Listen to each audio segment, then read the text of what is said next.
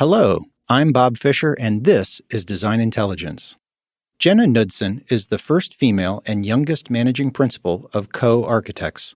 She is a longtime advocate for equal representation, spearheading initiatives to support and encourage women in architecture. On this edition of This Is Design Intelligence, she talks about what drew her to the practice of architecture, her transition to a leadership role in a traditionally male-dominated profession, and what she and her firm are doing to cultivate an environment that is not just accepting, but embraces diversity of perspectives. Welcome to this edition of This is Design Intelligence. Conversations with leadership voices in the built environment. Jenna, welcome to This is Design Intelligence. Thanks for agreeing to spend some time with us. Thanks for having me. Well, we're honored to have you. So you are the managing principal at Co-Architects in California. The press release that announced your promotion said that you are both the youngest architect to hold that position and the first woman. So Jenna, tell us a bit about your journey and how you wound up becoming managing principal of Co-Architects. Well, what drew me to architecture was an interest in trying to create a floor plan for my very large family, where everyone, myself specifically, could have their own room.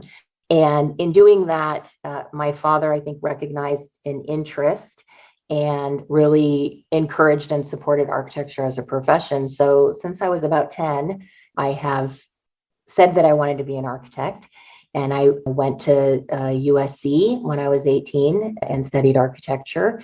And then the first job I had was at Co-Architects. We were Anshin and Allen at the time, but I joined the firm, and the work was largely in the same markets that we work in today and are experts, which was healthcare and higher ed, science and technology, and civic work. And I started, the first project I worked on out of school was a major replacement hospital. And I was really drawn to just the complexity of the problem in healthcare, and also the great need for really good design in a building type that its occupants could benefit from. And so I've spent a lot of my career in healthcare. Have also worked across, many of our other project types in laboratories and health sciences, a lot of education work. And I appreciate the kind of mission of the clients that we work for. I appreciate the work that is done in those buildings, the important, teaching and research and devotion to really solving some of the world's most pressing problems. And organizationally, I have been able to kind of always be challenged at Co-Architects. I've had many different roles over the years, both in project types and internally within the organization. As a practice, we really encourage initiatives that come from the staff, and I've been involved in many of those initiatives over the years. And so Co has been a place where I have made my home, that I've always felt challenged, that I always felt that I had a voice and could bring forth an opinion about something that I saw. And so I think in that diversity of roles and responsibilities and years of tenure, and really an interest in the business of architecture is, how I became managing principal, but probably more importantly, why I stay at Co-Architects and the environment that I think we endeavor to always support within Co. You've been managing principal for about 18 months. If you could go back a few years even to past Jenna and give her some advice based on what you know today, what would you tell her? Oh, that's a good question. I feel very fortunate because the transition was very thoughtful, and I worked very closely with my predecessor, the former managing principal, and continue to work closely with him. He remains very active in the practice to think about the transition. Like I said, very, very thoughtfully, worked with him very closely, even before we had formalized any kind of transition, just really understanding what the role of managing principal meant and, how he approached that role and how I might approach it differently. And so in that way, I think that set me up for success. And I attribute his thoughtfulness in terms of making that successful. I'm not sure if I told myself 18 months ago or 3 years ago, I think the thing that a lot of it is sort of learning by doing. And so I did feel well prepared.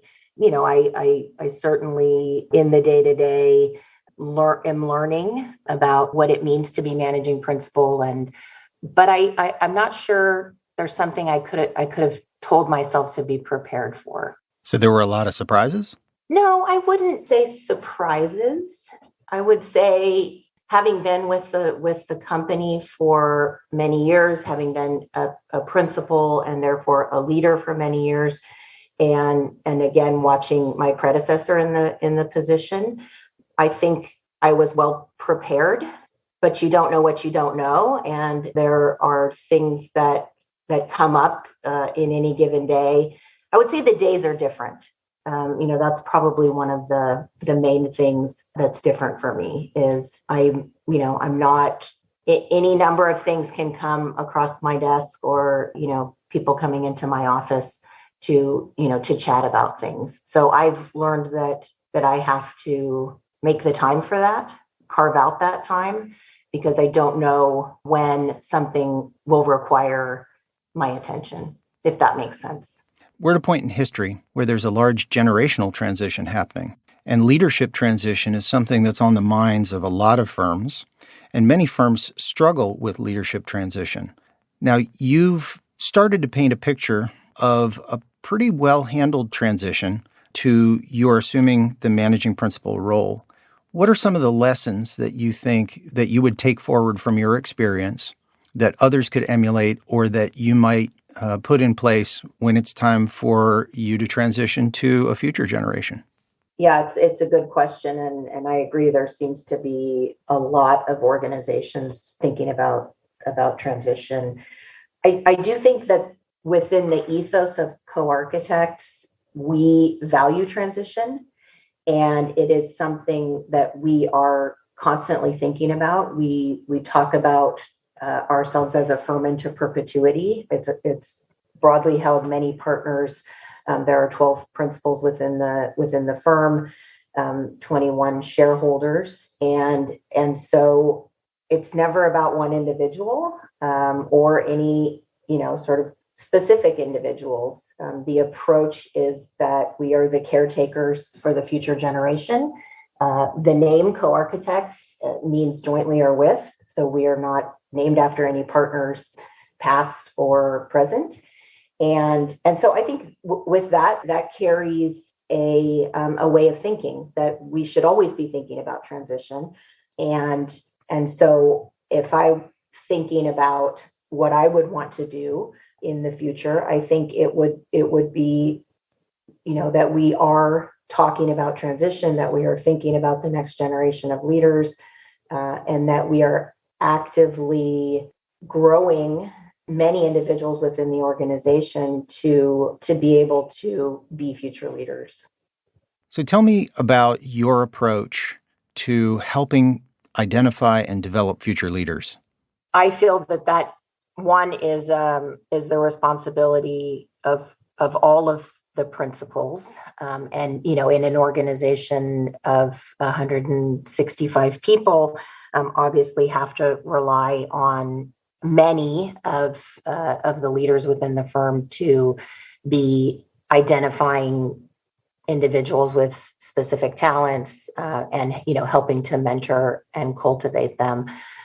That said, I think that for me, the approach is really to spend time with individuals, sort of learn what people's interests are, try to find opportunities for them to both pursue those interests and passions, and also maybe challenge them in other areas one of the things that I sort of credit in my journey is that I usually said yes to opportunities that were presented to me, whether it was something that I was seeking out or not. And I think that that often exposed me to different facets of the profession, introduced me to different people and organizations, both internally and externally. And I believe that part of being a mentor and an advocate is to also present opportunities to individuals that perhaps they have not considered for themselves, and to see where that could go. So how would you describe the culture of mentorship at Co? I think it takes on many characteristics. So we do have a formal mentorship program. It's one that we have developed over a number of years, and continue to adjust as we receive feedback, but I think works quite well, which is, and it's pretty simple. It is formal in a sense that it's not required, but one does sign up and fill out a questionnaire of a few questions. Really, it's about your interests and then who you think in the organization would make a good mentor for you in that year. And it's a 1-year pairing. So beyond the kind of formalness of the pairing, the two individuals determine for themselves how they will engage. And, and we did provide money.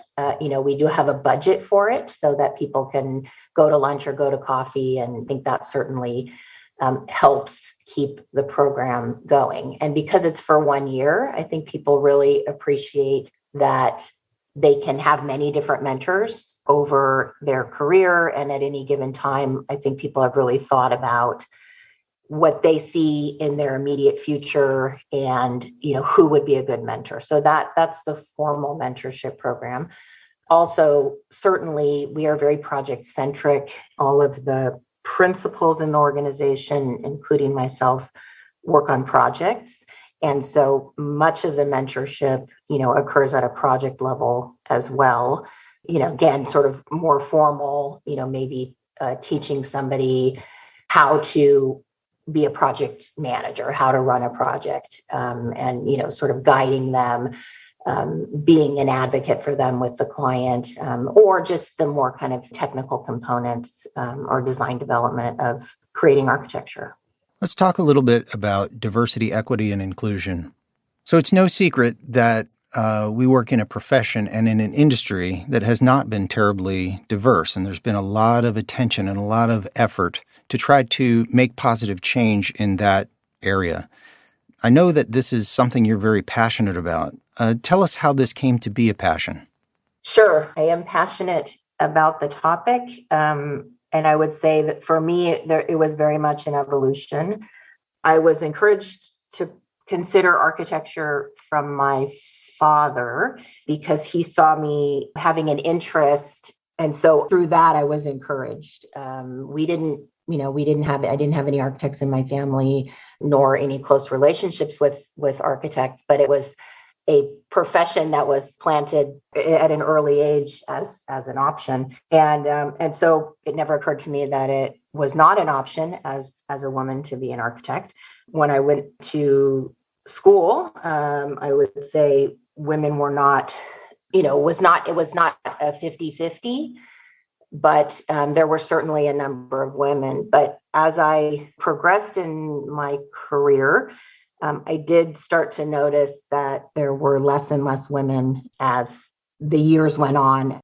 For me, the interest, as a woman was trying to understand what is it about architecture that maybe creates unique challenges for women. And I think this aligned at a timely point with the conversation in the profession around equity within the overall profession of architecture. And so I think it's obviously a multifaceted issue, but it starts with representation that, women just were not exposed to the profession of architecture. And I think as that has changed, that has certainly created a greater representation where, women see other women in roles in architecture, including leadership roles. And so that makes it possible.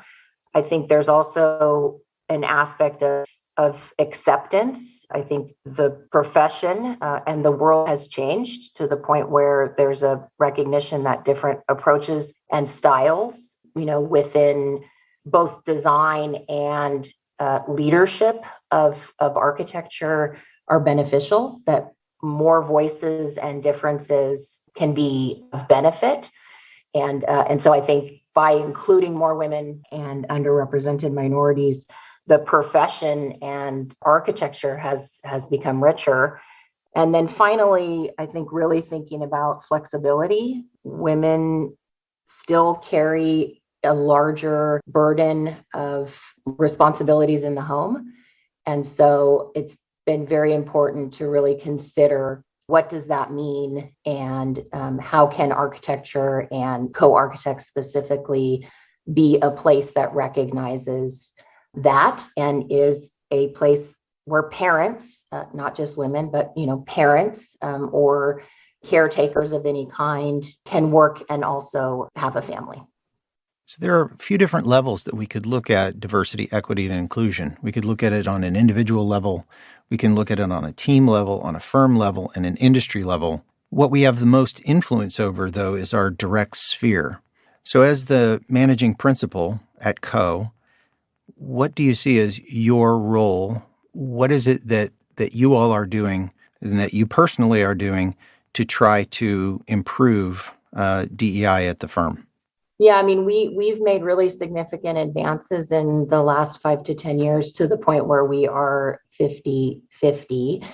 And a lot of that really came with a pretty simple approach, which was in our hiring. We wanted to have broad representation of those who were participating in interviews. And so making sure that not just from our architectural perspectives, somebody who is sort of deeply passionate about design and somebody who is deeply passionate about, project delivery, but having gender representation within the interviews. And in doing that, we still hired the candidates that we felt were the best candidates. We just were able to hire more women. And I think that made a very significant difference. So that's one thing. The other is just organizationally. I think that we have recognized certainly the value of diverse voices. And again, that's not just in gender diversity, but making sure that we are a place where we make room for all voices. I think often organizations have a culture, and that culture can perpetuate sameness. Everybody sort of acts this way, or, this is how we do things.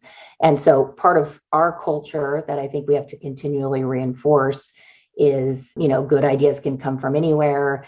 There are different styles, and we need to make sure that we are making room and encouraging everyone to participate in all aspects of the practice.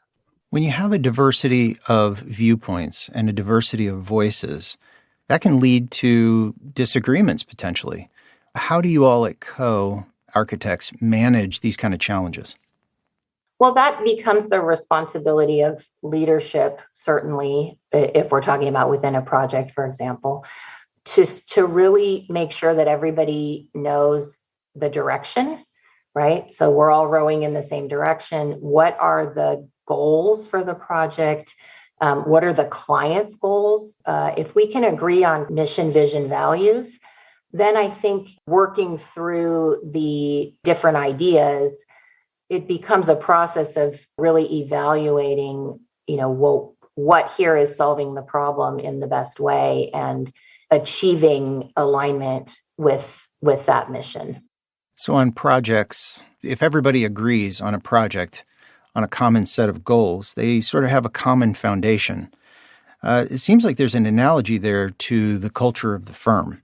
Is that how far off am I in thinking about it that way? No, I think you're right on. I mentioned that we have 12 principles, and we are a consensus-based organization. So it is important that we are working together to hear the diversity of perspectives, but also come to a common understanding. And often those conversations revolve around core values. And I think ultimately, often the decisions, once we can really put it through the lens of, core values and co-architects, it often becomes pretty obvious to everyone where we need to go. So what are some of the lessons learned or biggest challenges that you've faced in trying to help your firm be more diverse?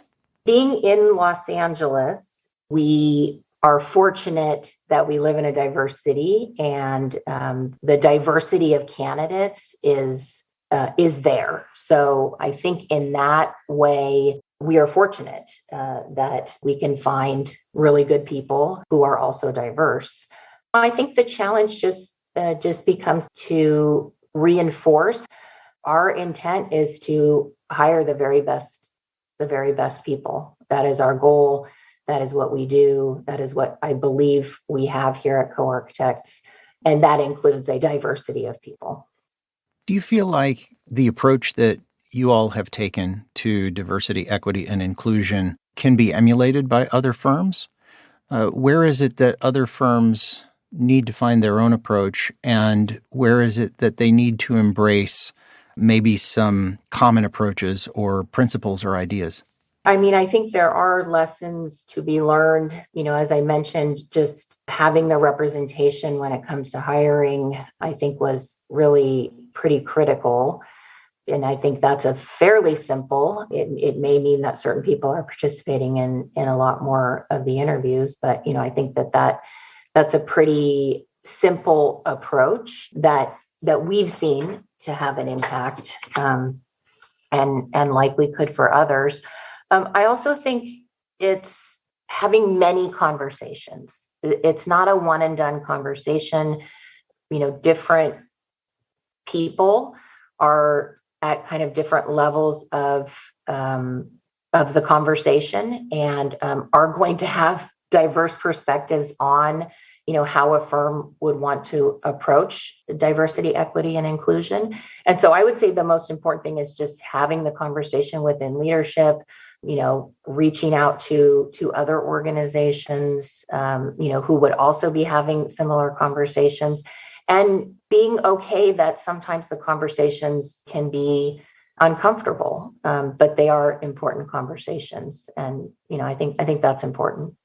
So Co-Architects is very well respected for large-scale academic, laboratory, and healthcare projects, and you do projects all over the country.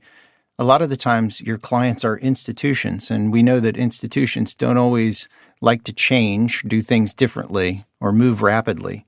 How is it that you reconcile trying to bring diverse design voices into this kind of space?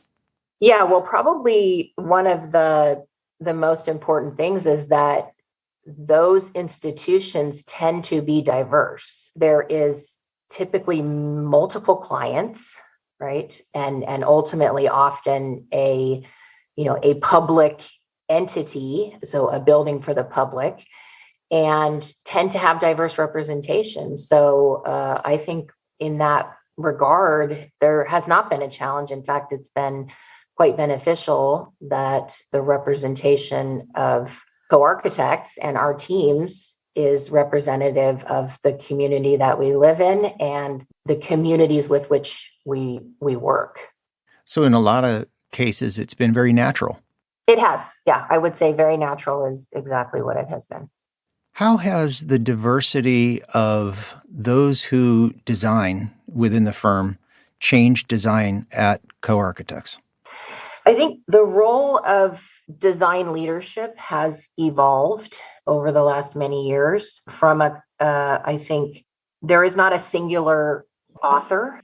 The goal is that you have many contributors. And yes, you need a design leader, as I spoke about, who is setting direction, often editing, making sure that there's a cohesive whole.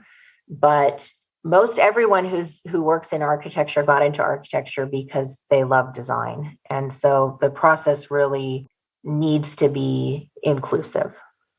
There's a lot of talk and a lot of interest about creating more equitable environments. How do you define equitable environments, and how do you go about creating more equitable environments? Well, my understanding of equity is that not every individual needs the same thing, right? So it's trying to sort of meet people where they are, as opposed to equality, which means give everybody the same thing.